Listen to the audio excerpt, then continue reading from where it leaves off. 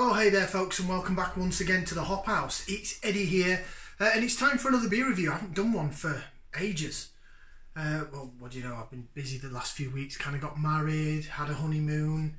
Now I'm back at work, back working shifts and nights and all sorts, so I've not had time to put anything up. Let me get the housekeeping out of the way. If you just found us here on YouTube, go on and give us that thumbs up. There you go, give us a like, share, subscribe. To this channel, it's the Hop House. We like hoppy beer, we like good house music. So, whilst I was away on honeymoon, over a month ago now, Lidl did another craft beer festival. Now, bearing in mind, I dragged my new wife to Daya Brewing when we went to Cheltenham, and I picked up a couple of other beers from the Cotswolds region. For one, I just didn't think it was right to drag her into Lidl as well.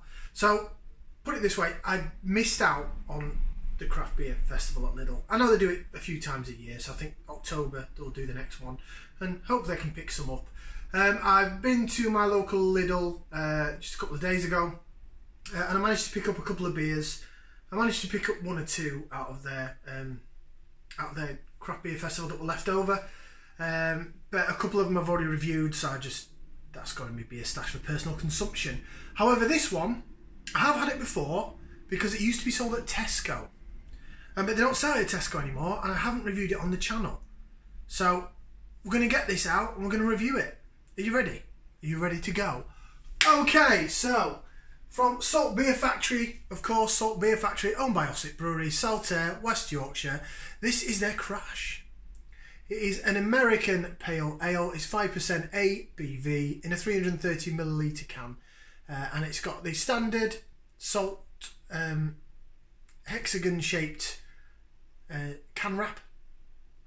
There you go. Yeah, they used to sell this at Tesco up until last year, I think. I think it was in Tesco's for about 2 years. Part of the £4 for £6 range. This is £1.49 a can, so similar price. So it's good to see it again because I picked it up and I drank it, but it was before I started off the channel, so I couldn't get a can of it to review. So here we are, Crash. Should we crash it into a glass? Yeah, I picked up also the Love Lane Pale Ale, which I've already done, and the Luminous Nights, the 71 Brewing double New England IPA, because it's amazing. So I picked up a can of that each, as well as this. Oh, I'll step back. So here we go, as we'd expect from Salt, it's cloudy, it's hazy, it's very, very orangey in colour.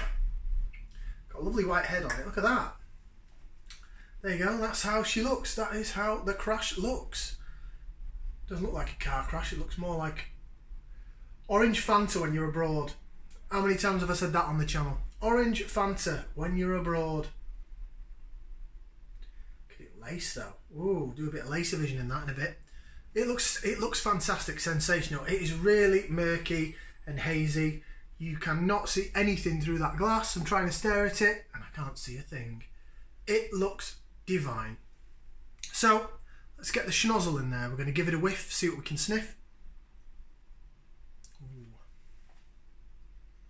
It smells quite similar to their Jute, their Session IPA, which I wasn't overly in love with.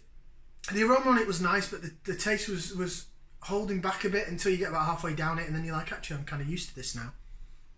But this has got something a bit more to it. So you're looking at fruitiness. Tropical fruits, orange, bit of mango in there, grapefruit, some passion fruit, maybe a bit of lychee. Smells really good. This has been in the freezer for about 20 minutes. Seems to be my thing now, putting beers in the freezer. The bigger cans for about half an hour, 40 minutes, but this is a smaller can, so just 20. Right, let's do a bit of laser vision.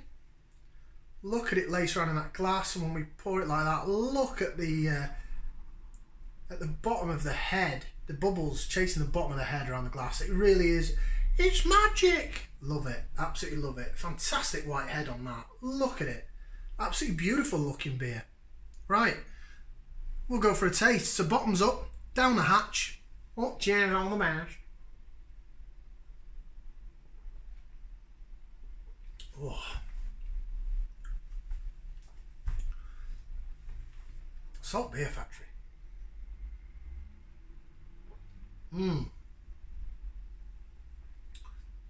That's lovely. It's cold, it's refreshing, it's hoppy, it's fruity.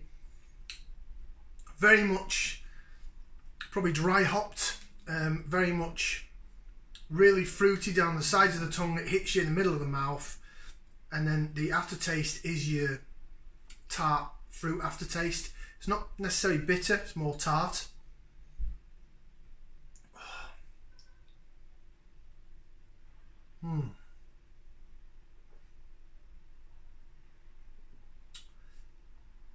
Oh, I think I'm beginning to realise I like beer a little bit too much.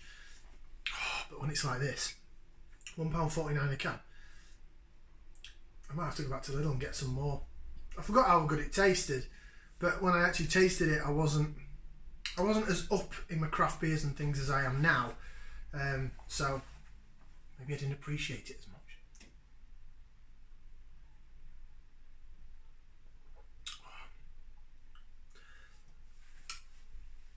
It sizzles down the side of the tongue, fizzes, only a little bit, but it's there.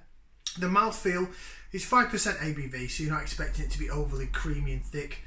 I'm guessing there's oats in this because it has got that sort of really good medium to heavy body. It's not a thin beer, it is a lovely, lovely mouthfeel. It's really soft in the mouth. There is carbonation there, it's a bit carbonated, but it's not fizzy, apart from the little sizzle down the sides of the tongue. Flavour wise, you are getting, stand by,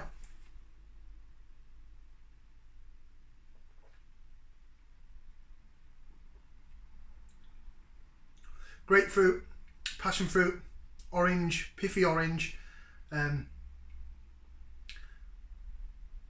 Let's say a little bit of mango. Smelt more mango than it tastes. No, it's a bit more pithy than that. There's tropical fruits there, and it's a really fruity beer, but it's not a sweet beer, but it's not a bitter beer. It's zesty. Zesty is the word I would use to describe it.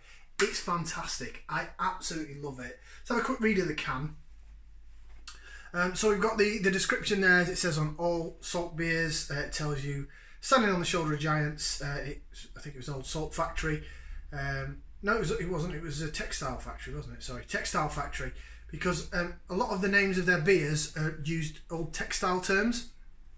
And then on the side here it usually says crash, noun, and then it says a rough fabric made from yarns that are usually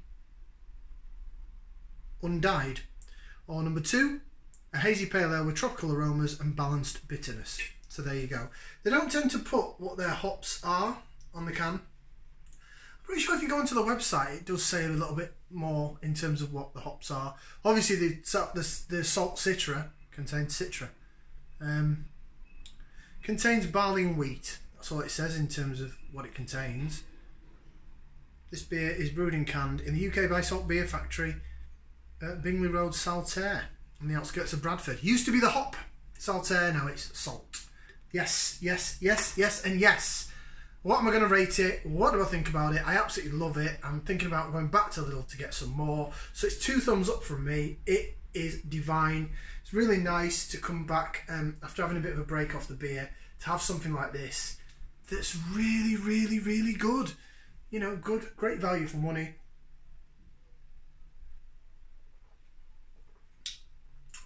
Oh. That's one of my favourite salts, that is.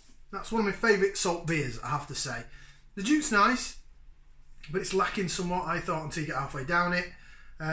All their New England IPAs are pretty damn good. The Citra one was good. The Hookerback in Tesco's was really good. The double IPA that's in Tesco, the iCat, is really good. Although it knocks you for 6 because of the strength. But that... Oh.